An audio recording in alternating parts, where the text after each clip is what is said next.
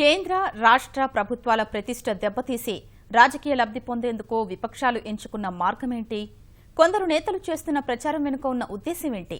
ప్రత్యేక హోదాపై ఆర్థిక సంఘం ఏం చెప్పింది? జరుగుతున్న దుష్ప్రచారం ఏంటి? ఈ ప్రశ్నలన్నింటికీ ఈటీవీ ముఖాముఖిలో కేంద్ర మంత్రి వెంకయ్యనాయుడు తన అభిప్రాయాన్ని కుండబద్దలు కొట్టారు. కేంద్ర ప్రభుత్వం నుంచి రాష్ట్రానికి ఇప్పటివరకు ఎటువంటి సహాయం అందింది, అదేవిధంగా ప్రత్యేక హోదాకు సరిసమానంగా ప్రత్యేక హోదాకు మించి ప్రత్యేక ఆర్థిక సహాయం చేస్తున్నట్లుగా ప్రత్యేక ప్యాకేజీ ద్వారా ఇస్తున్నట్లుగా ఇప్పటివరకు కేంద్ర మంత్రులు అదేవిధంగా కేంద్ర ప్రభుత్వం అనేక ప్రకటనలు చేస్తూ వచ్చింది. ఇటీవల విశాఖపట్నంలో జరిగినటువంటి పెట్టుబడుల సదస్సు సందర్భంగా అనేక పెట్టుబడులు వచ్చిన నేపథ్యంలో రాష్ట్రానికి ప్రత్యేక హోదా కంటే ప్రత్యేక ప్యాకేజీ వల్ల ఎటువంటి లబ్ధి చేకూరుతుంది, కేంద్ర ప్రభుత్వం విషయంలో ఆంధ్రప్రదేశ్ ఏ విధంగా చూస్తుందనే విషయాలన్నింటినీ తెలుసుకోవడానికి ప్రస్తుతం మనతో వెంకయ్యనాయుడు గారు ఉన్నారు. వెంకయ్యనాయుడు గారిని అడిగి మరిన్ని విషయాలు తెలుసుకున్నాం. సార్ నమస్కారం అండి. ప్రత్యేక హోదా అనేది మరొకసారి ఈరోజు చర్చ మీదకి వచ్చింది. అనేక రకాల కామెంట్లు వస్తూ ఉన్నాయి. కేంద్ర ప్రభుత్వం దీన్ని వెనకడుగేస్తుంది, ప్రత్యేకంగా బీజేపీ పార్టీ దీనికి వెనకడుగు వేస్తుంది. ఈ అధ్యాయం ముగిసింది. ఇంతకుముందే చర్చ జరిగితే నాకు అభ్యంతరం లేదు, నేను స్వాగతిస్తా. చర్చ జరగడం రచ్చ జరుగుతుంది. రిపబ్లిక్ డే లాంటి పవిత్ర జాతీయ దినోత్సవం రోజు నిరసన ప్రదర్శనలోకి పిలిపివ్వడం చాలా పొరపాటు. ఆ తర్వాత ఈ ప్రత్యేక హోదా మీదుగా చర్చ జరుగుతుంది. ఇవాళ చర్చ ఏంటంటే తెలుగుదేశం బీజేపీ విడిపోవాలా, కేంద్ర ప్రభుత్వానికి మద్దతు ఉపసంహరించుకోవాలా, బహిరంగంగా ప్రకటన చేశారు. దాన్ని బట్టి మీకు దీని వెనక ఉన్నట్టు ఉద్దేశం అర్థమైపోయింది. ఈ ప్రత్యేక హోదా పైన మొదట్లో కొంత చర్చ జరిగింది, ఆ తర్వాత రాజకీయం జరిగింది, ఆ తర్వాత దానికి అనుకూలంగా బంద్కు పిలిపించారు, బంద్ విఫలమైంది. ప్రదర్శనలు పిలిపించారు, ప్రదర్శనలు విఫలమైనవి. కేంద్రం విషయాన్ని పార్లమెంటు బయట తన వైఖరిని చాలా స్పష్టంగా చెప్పిన తర్వాత ప్రజలకు అనుమానాలు తీరిపోయాయి. కానీ భావోద్రేకమైన అంశం కాబట్టి దాని లోతుపాతులు అందరికీ తెలవు. కాబట్టి ఈ మధ్య తమిళనాడులో జల్లికట్టు అని యొక్క పశువులను మచ్చిక చేసుకునే ఒక ఉత్సవం ఏళ్ల తరబడి నడుస్తుంది. దాన్ని సాంప్రదాయ ఉత్సవం, దాంట్లో కొంత హింస జరుగుతుంది. ఇప్పుడు కూడా జరిగింది. అదొక పక్కన ఉంచితే దీన్ని నిషేధించింది కాంగ్రెస్ ప్రభుత్వం. కాంగ్రెస్ డిఎంకే కలిసి ఉన్నాయి. 2011లో ఆనాడు కేంద్రంలో పర్యావరణ శాఖ మంత్రిగా ఉన్న జయరాం రమేష్ గారు ఉత్తర్వుల ద్వారా దీన్ని నిషేధించాడు. ఆ తర్వాత విషయం కోర్టుకు వెళ్ళింది. ఈ ప్రభుత్వం వచ్చిన తర్వాత దాన్ని ఎలా సడలించాలని మేము ప్రయత్నం చేశాం. కోర్టు విచారణలో ఉంది, అందువల్ల నేను దాని మీద ఎక్కువ మాట్లాడాను. ఈ లోపల తమిళనాడులో ఉద్యమం రావడం, ఆ ముఖ్యమంత్రి గారు వచ్చి ప్రధానమంత్రి గారిని కలవడం, ప్రధానమంత్రి స్మారకంగా స్పందించి మీ సాంస్కృతిక వారసత్వాన్ని మనోభావాలను గుర్తుపెట్టుకొని మేము సహకరిస్తామని చెప్తే వాళ్ళు ఆర్డినెన్స్ తయారు చేసి పంపించడం, ఆర్డినెన్స్ని కేంద్రం ఆమోదించడం జరిగింది. దాన్ని దీంతో పోలుస్తూ అది ఒక ఉత్సవం, అది ఒక సంవత్సరంలో ఒక రోజు 2 రోజులు 3 రోజులు జరిగే సంఘటన. దాన్ని దీంతో పోల్చారు ఒకటి. అందువల్ల దాన్ని బట్టి మీరు అర్థం చేసుకోవచ్చు. కొందరు దాన్ని దీంతో ముడిబట్టి తమిళులు, తెలుగోళ్ళని, ఉత్తరాది వాళ్ళు, దక్షిణాది అని జల్లికట్టు సందర్భంగా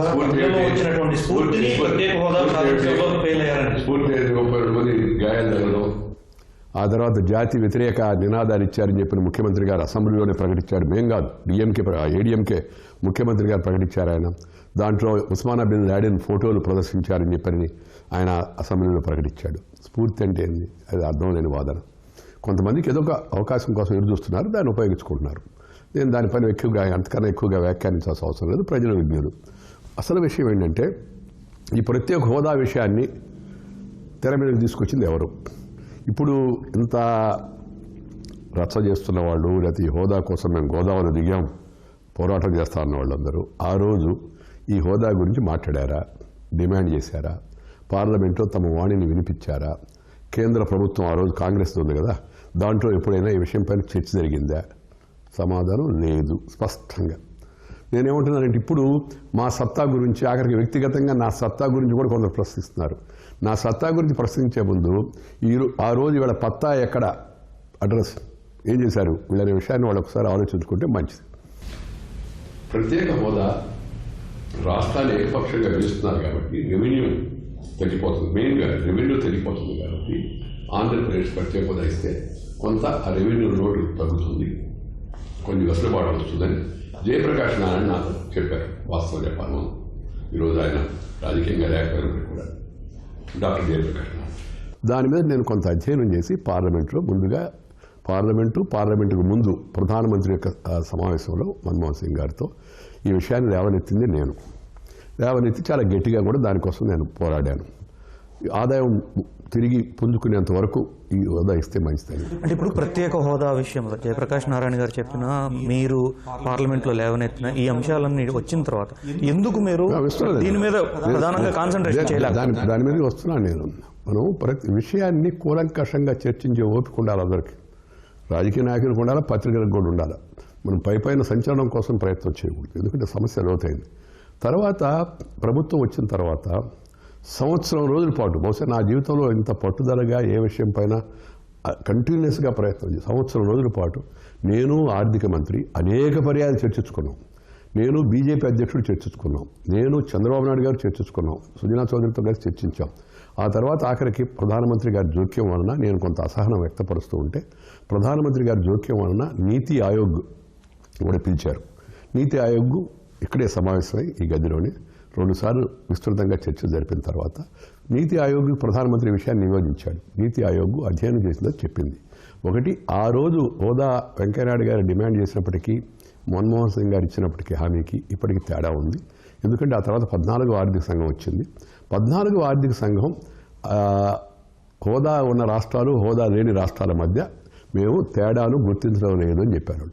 వద్దని చెప్పారని కొంత ప్రచారం జరుగుతుంది. వాళ్ళు వద్దని చెప్పలేదు, అది న్యాయం కూడా కాదు. వాళ్ళు ఏం చెప్పారంటే హోదా ఉన్న రాష్ట్రం, హోదా లేని రాష్ట్రం అనే ఆ తేడాను మేము పాటించమన్నారు. నిధుల కేటాయింపులో ఇంకెందుకు తేడా? మరి నిధుల కేటాయింపులో ఆ రెండింటి మధ్య ఉన్న తేడాను అంటే ప్రత్యేకంగా ఇవ్వకపోతే ఇంకా హోదా ఇచ్చి ఉపయోగం ఉంది. మనం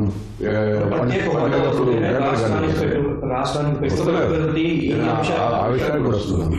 ఆ తర్వాత ఆలోచించి అరే మనం మాట చెప్పాము, ఈ మాట మీద ప్రజల్లో ఒక విశ్వాసం కూడా కలిగింది. ప్రజలు బీజేపీ, టీడీపీకి ఓటేయడానికి కారణాలు అనేకం ఉన్నాయి. కాంగ్రెస్ చేసిన ద్రోహము, రెండోది మోడీ నాయకత్వం పైన దేశాన్ని బాగుపరుస్తాడని అత్యంత విశ్వాసము, అవినీతి నల్లధనాన్ని వెనకదీస్తాడనుకోవడం, చంద్రబాబు నాయుడు సమర్థుడు, అనుభవంతుడు అనుకోవడం, ఈ రెండు కలిసాయి కాబట్టి రాష్ట్రానికి జరిగిన అన్యాయం సరిదిద్దారని ప్రజలు ఓటేశారు. అది కూడా కొంత ప్రచారం చేస్తున్నారు, అనుమానం లేదు దాంట్లో. కానీ వాళ్ళు చెప్పే విధంగా కాదు. ఈ ఒక్క విషయం పైన గెలవలేదు మేము. ఇది కూడా ఒక విషయం. తర్వాత ఈ సమస్య ఎప్పుడైతే సాధ్యం కాదని తెలిపిందో, సాధ్యం ఎందుకు కాదనే విషయం కూడా చాలా నేను క్యాబినెట్లో మంత్రిగా ఉండి జరిగిన విషయాల లోపలన్నీ బయట ఎక్కువగా మాడకూడదు. కానీ సందర్భం వచ్చింది కాబట్టి చెప్తున్నాను. నేను చాలా గట్టిగా వాళ్ళు తేడా పాటించకపోయినా మనం తేడా ఉండే విధంగా మనం తెద్దాము అని చెప్పాను. నేను చెప్తే 10 రాష్ట్రాలు మాకు ప్రత్యేక హోదా కావాలని అడుగుతున్నాయి. సో 10 రాష్ట్రాలకు ప్రత్యేక హోదా ఇస్తే అసలు దీనికి అర్థమే లేదు. పక్కన ఉన్న తమిళనాడు అభివృద్ధి చెందిన రాష్ట్రం, వాళ్ళు కూడా ఉత్తరం రాశారు.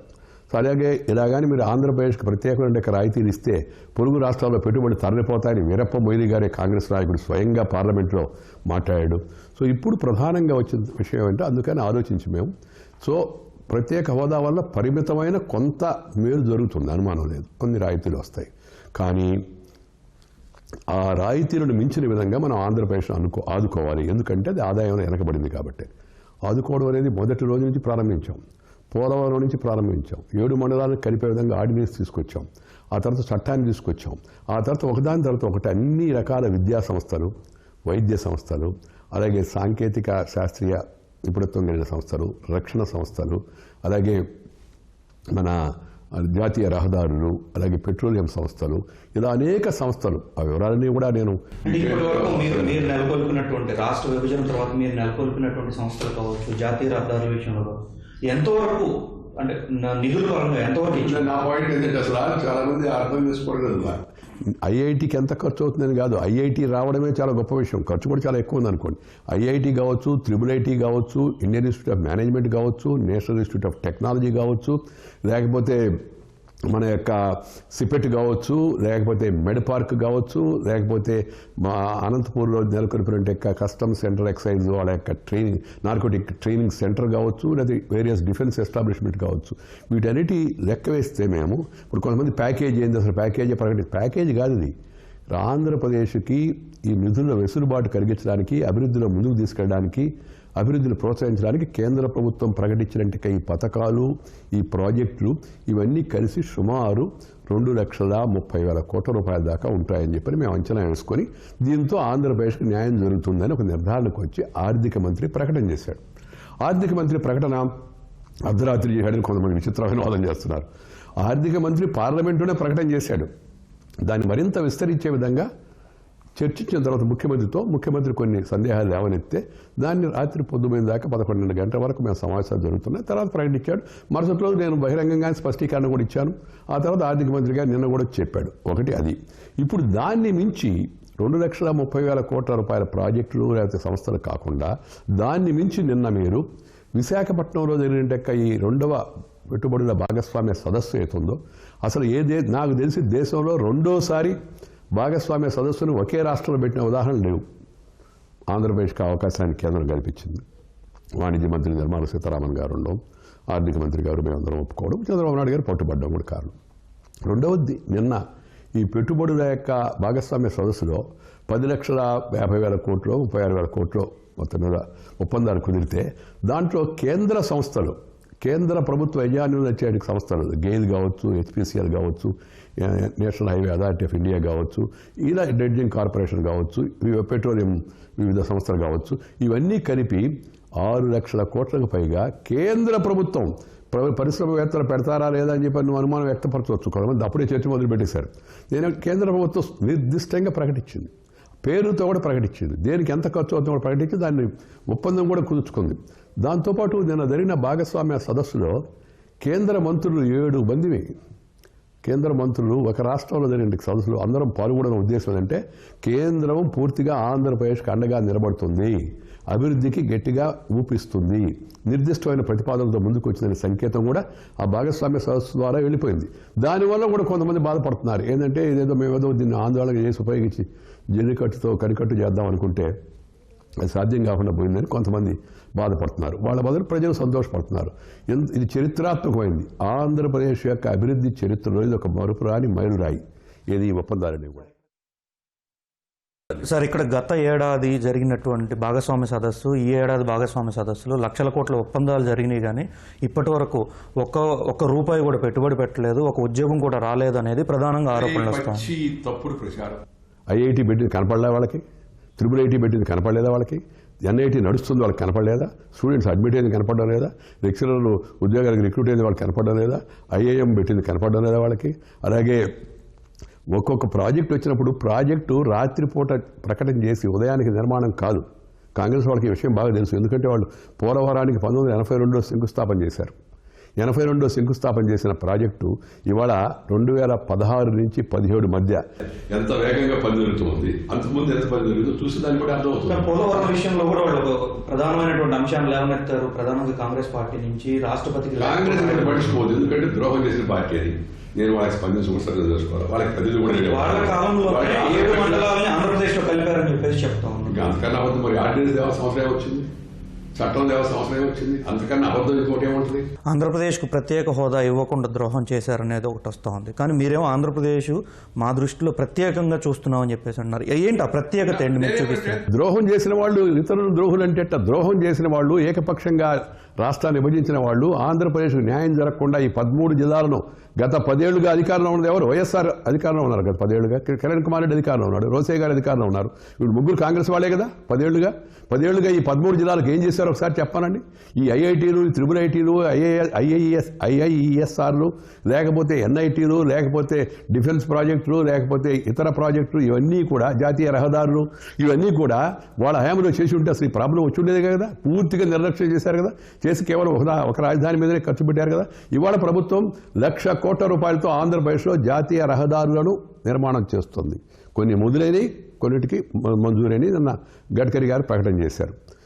భాగస్వామ్య సదస్సు కోసం వచ్చి కాదు, అంతకుముందే విజయవాడలో కనకదుర్గ వంతెన నిర్మాణ సందర్భంగా గడ్కరీ గారు ఆ రోజు 64,000 కోట్లు మేము ఆంధ్రప్రదేశ్లో రోడ్ల విస్తరణ ఖర్చు పెడతా ఉన్నారు. ఇప్పుడు నిన్న దాన్ని ఈ మన దీని ఏమంటారు, ఈ వాటర్ వేస్ దాంతో కూడా కలిపి 1,00,000 కోట్లకు తీసుకెళ్తున్నామని NHAI తర్వాత మిగతా బాడీస్తో కలిపి ఒప్పందం కూడా చేశారు. రెండోది, అంతకుముందు ధర్మేంద్ర ప్రధాన్ గారు, చంద్రబాబు నాయుడు గారు, నేను విశాఖపట్నంలో పెట్రో యూనివర్సిటీ స్థాపన సందర్భంగా పెట్రో యూనివర్సిటీతో పాటు మిగతా అన్ని కలిపి 54,000 కోట్లు పెట్టుబడి పెడతామని పెట్రోలియం మంత్రి గారు ప్రకటించారు. నిన్న భాగస్వామి సదస్సుకు వచ్చిన తర్వాత మిగతా అన్ని కూడా చూసుకొని 1,25,000 కోట్ల రూపాయలు కేవలం పెట్రోలియం సంస్థలే ఆంధ్రప్రదేశ్లో పెట్టుబడి పెడతా ఉంటున్నాయి. ఇదే హోదా, ఇదే ఆదా, ఇదే ప్రత్యేకత. ఆంధ్రప్రదేశ్ ప్రత్యేకత ఏంటంటే స్వతంత్ర అనంతరం ఎవరైనా చర్చకు రావచ్చు దీని మీద. స్వతంత్ర అనంతరం ఏ రాష్ట్రానికి ఇంత తక్కువ సమయంలో ఇంత ఎక్కువ ప్రాజెక్టులు, ఇంత నిధులు కేంద్ర ప్రభుత్వం భారతదేశ చరిత్రలో ఎప్పుడు మంజూరు చేయలేదు. ఎందుకు చేశారయ్యా అంటే ఆంధ్రప్రదేశ్కి అన్యాయం జరిగింది కాబట్టి, ఆంధ్రప్రదేశ్ మాకు ప్రత్యేకమైన రాష్ట్రం కాబట్టి, ఆంధ్రప్రదేశ్ పైన ప్రత్యేకమైన ప్రేమ ఉంది కాబట్టి, ఆంధ్రప్రదేశ్ కోసం పరితపిస్తూ అవకాశం దొరికినప్పుడంతా కేంద్రంలో ఒక తెలుగువాడిగా ఆంధ్రప్రదేశ్ ప్రతినిధి కాకపోయినా, ఇప్పుడున్నారు మహామహా గొప్ప నాయకులు అందరూ ప్రజాప్రతినిధులు ఉన్నవాళ్ళు, వాళ్ళ స్థాయిలో నేను లేకపోయినా నాకు వచ్చిన అవకాశాన్ని ఉపయోగించి కేంద్రంలో ఎప్పుడు ఏ మంత్రివర్గం ఏం జరుగుతుంటే అవన్నీ చేస్తున్నాం. 35 మంది కేంద్ర మంత్రులను పిలిపించి సమావేశపరిచి విభజన చట్టంలోని అంశాలను వాళ్ళకి వివరించి వాటిలో ఒక్కొక్కటిగా నేను అభివృద్ధిపైనే, వివాదాలపైన నేను ఎక్కువ దృష్టి పెట్టలేదు. ఒక్క పోలవరం వివాదాస్పదం ఉండినప్పుడు అది కూడా ఇప్పుడు తెలంగాణలో పెద్ద ఆందోళన లేకుండా పోయింది. మిగతా ఏవైతే ఉన్నాయో అభివృద్ధిపరమైన అంశాలన్నిటిపైన ఎప్పటికప్పుడు సమీక్ష చేస్తూ ప్రత్యేకమైన శ్రద్ధ తీసుకుంటూ ప్రధానమంత్రి నుంచి, ఆర్థిక మంత్రి నుంచి, గృహమంత్రి నుంచి అన్ని స్థాయిల్లో ఆ ప్రాజెక్టుకు మంజూరు చేయించుకోవడం, వాటిని తీసుకొచ్చి శంకుస్థాపన చేయించడం, ఆ తర్వాత దాని ప్రక్రియ ప్రారంభించడం, ఇవన్నీ కూడా వరుసగా చేస్తూ ఉన్నాం. చూసేవాళ్ళకి ఎవరికైనా ఇట్టే అర్థపడుతుంది. ఆ సందర్భంలో కేంద్ర ప్రభుత్వం అభివృద్ధి మీద ఎందుకు చర్చకు సిద్ధపడట్లేదు? చర్చ ఇదే జరిగింది. అభివృద్ధి చర్చ మొదలుపెట్టాను నేను ఇంతకుముందే. పార్లమెంట్లో చర్చించాం, మళ్ళా కూడా చర్చిస్తాం. అంశాల వారిగా చర్చిద్దాం. వాళ్ళు ఏం చేశారు, మనం ఏం చేశారు, వాళ్ళు ఎన్ని కిలోమీటర్లు జాతీయ రహదారి ఏర్పాటు చేశారు, మనం ఎన్ని కిలోమీటర్లు, కరెంటు వాళ్ళ హయాంలో కరెంటు కోత ఇచ్చిపోయారు వాళ్ళు, మనకి చీకటి ఆంధ్రప్రదేశ్ ఇచ్చారు. మేము వచ్చిన తర్వాత అన్నిటికన్నా పెద్ద అచీవ్మెంట్ ఏంటంటే ఈ గవర్నమెంట్లో మొదటి సంవత్సరంలోనే ఆంధ్రప్రదేశ్ని వెలుగుల రాష్ట్రంగా, చీకటి లేని రాష్ట్రంగా తీర్చిదిద్దాం. కేంద్రం ఒక అడుగు ఎక్స్ట్రా ముందుకు వెళ్ళి, పీయూష్ గోయల్ వెళ్ళి ముఖ్యమంత్రి గారితో మాట్లాడి అదనపు విద్యుత్తుని ఆంధ్రప్రదేశ్కి ఇచ్చి మిగతా ప్రాజెక్టులు ప్రోత్సహించి వాళ్ళ ఆంధ్రప్రదేశ్ వెలుగుల ప్రదేశ్గా తయారైంది. That's the biggest achievement than anything else. Secondary, మన ఇప్పుడు కొత్తగా ఈ హోదా వలన 60%, 40% మామూలు రాష్ట్రాలకు, హోదా ఇచ్చిన రాష్ట్రాలకు 90-10%. దానివల్ల సుమారు 3 నుంచి 3.5 వేల కోట్ల రూపాయలు వస్తుంది ఆంధ్రప్రదేశ్కి అదనంగా. అనుమానం లేదు దాంట్లో. దాన్ని కూడా ఎక్స్టర్నల్ ఎయిడ్ ప్రాజెక్ట్ ద్వారా ఇస్తామని చెప్పి కేంద్రం ప్రకటించేసింది. ఈ 300 కోట్లు 400 కోట్లు పెద్ద విషయం కాదా ఇప్పుడు, ఎందుకంటే 1,00,000 కోట్లకు వెళ్ళిపోయింది. ఆ 1,00,000 కోట్లు ఆంధ్రప్రదేశ్లో పెట్టుబడి పెడుతున్నాం. పెండింగ్లో ఉన్న వాళ్ళు, ఉదాహరణకి school of planning and architecture Congress హయాంలో శంకుస్థాపన జరిగింది. మేము వచ్చిన తర్వాత దాన్ని మొదలుపెట్టాం. ఇప్పుడు నేను పూర్తి డిసెంబర్ కన్నా దాన్ని పూర్తి చేయబోతున్నా. అలాగే కల్నరీ యూనిట్ అని ఒకటి తిరుపతిలో శాంక్షన్ చేసింది కాంగ్రెస్ హయాంలోనే, ముందుకు పోలా. ఇప్పుడు నేను దాన్ని పూర్తి చేసే ప్రయత్నం చేస్తున్నాను. అలాగే కడప విమానాశ్రయం వాళ్ళు మొదలుపెట్టారు, మేము పూర్తి చేసాం. తిరుపతి విమానాశ్రయం, రాజమండ్రి విమానాశ్రయం, విజయవాడ విమానాశ్రయం, విశాఖపట్నం విమానాశ్రయం. చూడండి, మార్పు అనేది స్పష్టంగా కనబడతా ఉంది కదా అన్ని కూడా. పోలవరం ప్రాజెక్టుకి అంతంత మాత్రం నిధులు ఇస్తున్నారు, 2,000 కోట్ల రూపాయలు సంవత్సరానికి ఇవ్వడం వల్ల ఉపయోగపడదు అనేది. కానీ రాజధాని నిర్మాణానికి విషయంలో కూడా ఇప్పటి వరకు కేంద్రం ఇచ్చేటువంటి నిధులతో రాజధాని నిర్మాణం ఎప్పటికి పూర్తవుతుంది అనేది రాజధాని నిధులు కేటాయించలేదు. విభజన చట్టంలో రాజధానికి ఇన్ని వేల కోట్లు కేటాయిస్తున్నామని ప్రకటించి ఉండొచ్చు కదా, ఎందుకు ప్రకటించలేదు? సమాధానం చెప్పరండి దానికి. మొదటి రోజు రాజధాని నిర్మాణం కోసం నేను 1000 కోట్లు ఇచ్చాను. 1000 కోట్లు అర్బన్ డెవలప్మెంట్ నుంచి, అది ఇంకా పూర్తి కాలేదు. 1,300 కోట్ల రూపాయలు ఫైనాన్స్ మినిస్ట్రీ ఇచ్చింది, అది ఇంకా పూర్తి ఖర్చు కాల. ఖర్చు అయితే తప్పనిసరిగా ఇస్తాం. అసలు వీళ్ళకి ఏ విషయంలో కూడా వీళ్ళు వేళ్ళు చూపించే ప్రసక్తి లేదు. అలాగే ఛత్తీస్గఢ్, మన జార్ఖండ్, ఉత్తరాంచల్ ఆ రాజధాని నిర్మాణానికి కేంద్రం ఏం చేసిందో ఒకసారి చూడమనండి. 15 ఏళ్ళు అయింది పూర్తయి. ఆ విషయంలో చూస్తే 186 కిలోమీటర్ రాజధాని చుట్టూ వలయాకార రింగ్ రోడ్డుకి కేంద్రం పూర్తిగా బాధ్యత తీసుకుంది. డ్రైనేజీకి నేను సహాయం చేస్తానని చెప్పాను. మెట్రో రైలు ఆల్రెడీ దాని డిపిఆర్ కూడా పూర్తి అయిపోయి టెండర్లు పిలుస్తూ ఉన్నారు. అలాగే గుంటూరుకి అమరావతికి మధ్య ఎక్స్ప్రెస్ రైలు ఏతుందో దాన్ని ఏమంటారు మెము, ఆ ట్రైన్ నడపడానికి రైట్స్ సంస్థ అధ్యయనం పూర్తి చేసింది. దానికి కూడా చర్యలు తీసుకుంటాం. రాజధాని నుంచి రాయలసీమకు కలపడం కోసమని 4 లేన్ల రోడ్డు కోసం కూడా ముఖ్యమంత్రి గారు ప్రతిపాదిస్తే దానికి గడ్కరీ గారు ఒప్పుకున్నారు. ఇవన్నీ కూడా నేను ఒకటే చెప్తున్నా, వాళ్ళు తీసుకున్న కాలంలో 10వ వంతు కాలం కూడా మేము తీసుకోము. వాళ్ళు పోలవరానికి సంవత్సరానికి ఒక 20 కోట్లు ఇచ్చారు. మేము 2,500 కోట్లు ఇస్తే 20 కోట్లు ఎక్కువ కదా, 2,500 కోట్లు ఆడ సరిపోద్ది అని మాట్లాడుతున్నారు వాళ్ళు. ఇలాంటి వాళ్ళకి మనం తెలిసిన వాళ్ళకి చెప్పగలం, తెలియని వాళ్ళకి చెప్పగలం. తెలిసి తెలియనట్టుగా, తెలిసి తెలిసి తెలవకుండా ఉన్న వాళ్ళకి ఎప్పుడైతుందో సాధ్యం కాదని చెప్పున్నారు. పరవస్తు చిన్నేశ్వరి వ్యాకరణంలో కూడా చెప్పింది. సో వీళ్ళు ఆ కేటగిరీలో చెందిన వాళ్ళు. అందువల్ల వాళ్ళకి మనం ఎక్కడ చెప్పగలం? నేనేమంటున్నానంటే గణాంక వివరాలు చూసినా లేదా అభివృద్ధి క్రమంలో జరుగుతున్న వేగాన్ని చూసినా నిర్ణయాల ప్రక్రియ చూసినా గత ప్రభుత్వాలతో పోలిస్తే ఈ ప్రభుత్వం వేగంగా పెడుతుంది. ఒకటి మాత్రం కరెక్టు, రాత్రికి రాత్రి అమరావతిని కట్టలేము, దానికి సమయం పడుతుంది. రాష్ట్ర ప్రభుత్వం ప్రయత్నం చేస్తుంది, వాళ్ళ ప్రణాళికలు వాడుకున్నారు. కేంద్రం, హైకోర్టు, అసెంబ్లీ, తర్వాత రాజ్భవను, తర్వాత అక్కడి నుంచి మన కేంద్ర ప్రభుత్వ ఉద్యోగస్తులకు కావాల్సిన వీటికి సహాయం చేస్తానని చెప్పింది. ఆ ప్రణాళిక పూర్తయిన తర్వాత ఒకదాని తర్వాత ఒకటి డబ్బులు కూడా రిలీజ్ చేస్తారు. రైల్వే జోన్ విషయంలో కూడా ఇదే రకమైనటువంటి సమాధానం రైల్వే జోన్ కూడా 10 ఏళ్ల లోపల రైల్వే జోన్ ఏర్పాటు చేయాలి దాంట్లో, దానికన్నా చాలా ముందుగా తప్పనిసరిగా రైల్వే జోన్ ఏర్పాటు చేస్తారు. వీళ్ళన్నిటికీ ఒక పెద్ద ఇది పెట్టారు వాళ్ళు, తెలివిగా పెట్టారు వాళ్ళు. నేనేమంటున్నాను, తెలివి తక్కువగా పెట్టారని నేను అనుకుంటున్నా. ఏమని? ఈ సాధ్యాలు పరిశీలిస్తామని ఉంది చట్టంలో. సాధ్యము మేము వస్తే, వాళ్ళు వచ్చి ఉంటే పరిశీలించాము, అసాధ్యం అని చెప్దామని మేము వచ్చాం. అందుకే అడుగుతున్నారు వాళ్ళు. రెండవది, ఈ సంస్థలు ఏవైతున్నాయో వీటిలో కొన్నిటిని 10 ఏళ్ల లోపల ఏర్పాటు చేయాలని ఉంది. నేను వాళ్ళకి హామీ ఇస్తున్నా. 2.5 ఏళ్ళు అయింది. 10 ఏళ్ళు అని చెప్పారు కదా మీరు, దాని సగం టైంలోనే ఇవన్నీ కూడా తప్పనిసరిగా పూర్తి చేస్తాం. ఏ మాత్రం ఆందోళన చెందాల్సిన అవసరం లేదు. అందుకే ప్రజలు నిబ్బరంగా ఉన్నారు. చెప్పిన మాట విని, ఓహో వీళ్ళు చెప్తే చేస్తారా, చేసి చూపించారా అని చెప్పారు. సార్, రేపటి నుంచి పార్లమెంట్ సమావేశాలు ప్రారంభం కాబోతున్నాయి. బడ్జెట్ సమావేశాలు ఏ విధంగా ఉండబోతున్నాయి? బడ్జెట్ ఈసారి ప్రజలకు ఏ విధమైనటువంటి అవకాశాలు కల్పించబోతుంది? బడ్జెట్లో ఏమున్నాయని ముందు చెప్పడానికి వీలు లేదు. బడ్జెట్ ప్రజలకు మేలు చేసేదిగా ఉంటుంది, నిర్మాణాత్మకంగా ఉంటుంది, అర్థవంతంగా ఉంటుంది, అభివృద్ధిని ప్రోత్సహించేదిగా ఉంటుంది, ఉత్పత్తిని పెంచేదిగా ఉంటుంది, ఉపాధిని కల్పించేదిగా ఉంటుంది. దానిలో ఏమాత్రం అనుమానం లేదు. ఈ ఒకవైపు జిఎస్టీ, ఇంకొక వైపు ఈ డిమానిటైజేషన్, నోట్ల మార్పిడి, ఇలాంటి విప్లవాత్మక మార్పులు జరుగుతున్న తరుణంలో కొన్ని ఒడిదుడుకులు ఉంటాయి తాత్కాలికంగా. వాటిని దృష్టిలో పెట్టుకొని వీలైనంత వరకు ప్రజలకు మేలు చేసే విధంగా బడ్జెట్ రూపొందిస్తారు. రైతులకు, అలాగే గృహ నిర్మాణం చేసుకునే వాళ్లకు, అలాగే చిన్న చిన్న ఉద్యోగాలు చేసుకునే వాళ్ళందరికీ తప్పనిసరిగా వెసులుబాటు కల్పించాలని అందరి యొక్క కోరిక. ఆ దిశలో ఆర్థిక మంత్రి కసరత్తు చేస్తున్నాడు. ఇంకా కేవలం 2 రోజులే ఉంది. 2 రోజుల్లో ఏమవుతుందో వేచి చూద్దాం, ముందుగా మాట్లాడకూడదు. ఒకటి మాత్రం నేను చెప్తాను, అదేంటంటే ప్రజలకు మేలు కలిగించే విధంగా ఉంటుంది. సార్, 5 రాష్ట్రాలు ఎన్నికలు జరుగుతూ ఉన్నాయి. పంజాబ్, ఉత్తరప్రదేశ్ చాలా కీలకంగా మారుతూ ఉన్నాయి. సో ఈ 2 రాష్ట్రాల్లో పార్టీ పరంగా ఎటువంటి ఫలితాలు రాబోతున్నాయి? 5 రాష్ట్రాల్లో అత్యధిక రాష్ట్రాలు బీజేపీ గెలుస్తుందనే విశ్వాసం నాకు. ఎందుకంటే ప్రధానమంత్రి రోజు రోజుకు పెరుగుతున్నట్టు ప్రతిష్ట, ఈ ప్రతిపక్షాలకు ఉన్నట్టు అప్రతిష్ట, వాటికి విశ్వసనీయత లేదు. ఇప్పుడు చూడండి, ఉత్తరప్రదేశ్లో ఏమైంది? మేము ఉత్తరప్రదేశ్లో ఒంటరిగా గెలిచిన సమాజ్వాదీ పార్టీ పోయిన ఎన్నికల్లో. ఈ ఎన్నికల్లో ఒంటరిగా గెలుస్తామని నమ్మకం లేక జంట కలగాల్సి వచ్చింది కాంగ్రెస్తో. ఆఖరికి తండ్రిని సైకిల్ మీద దించేసి రాహుల్ గాంధీని సైకిల్ మీద వెనకెక్కించుకొని ముందుకెళ్తున్నాడు. ఇప్పుడు ఇవాళ ఒక ప్రకటన చేశాడు ఆయన, ఏంటంటే సైకిల్కి చెయ్యి వచ్చింది, అందువల్ల బలం లేకుందని. అంటే సైకిల్ని చేతికి ఇచ్చేశాడు అనమాట. ఈ చేతికి కాంగ్రెస్ చేతిలోకి పోయిన దేశం ఏమైందో చూసాం మనం. ఆ దుర్గతి ఉత్తరప్రదేశ్ కూడా పడుతుంది. ఈ సైకిల్ని ఆ చేతులు నడుపుతాయి. దేశాన్ని పాడు చేసిన చేతులు ఉత్తరప్రదేశ్ కూడా పాడు చేస్తాయి. అందుకని మేము ఆ చేతులు తీసుకున్నామని తన అసహాయతను, నిస్సహాయతను ఆయన బయటపెట్టుకున్నాడు. అందుకే ఈ పార్టీ యొక్క సంస్థాపకుడు, దీన్ని ఈ స్థాయికి తీసుకురావడానికి ప్రధాన కారకుడు, అనుభవజ్ఞుడైన ములాయం సింగ్, నేను ఈ కూటమికి ఎటువంటి పరిస్థితుల్లో ప్రచారం చేయనని ఆయన కూడా విచారంతో ప్రకటించాల్సిన పరిస్థితి వచ్చింది. తండ్రే నిరాకరించిన కూటమిని ప్రజలు అంగీకరిస్తారని నేను అనుకోను. బీజేపీ పట్ల, మోడీ గారి పట్ల అపారమైన విశ్వాసం జనంలో కనబడుతుంది. అన్ని సర్వేలు కూడా బీజేపీ గెలుస్తుంది ఆ రాష్ట్రంలో అనేటి మన సంకేతాలు ఇస్తున్నారు. నాకైతే విశ్వాసం ఉంది గెలుస్తామని.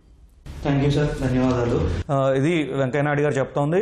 ఆంధ్రప్రదేశ్కి ప్రత్యేక హోదా కంటే ప్రత్యేక హోదాను మించిన స్థాయిలో కేంద్ర ప్రభుత్వం చూస్తుంది. ఒక ఆంధ్రప్రదేశ్ రాష్ట్రమే ఒక ప్రత్యేకంగా కేంద్ర ప్రభుత్వం దృష్టిలో ఉంది.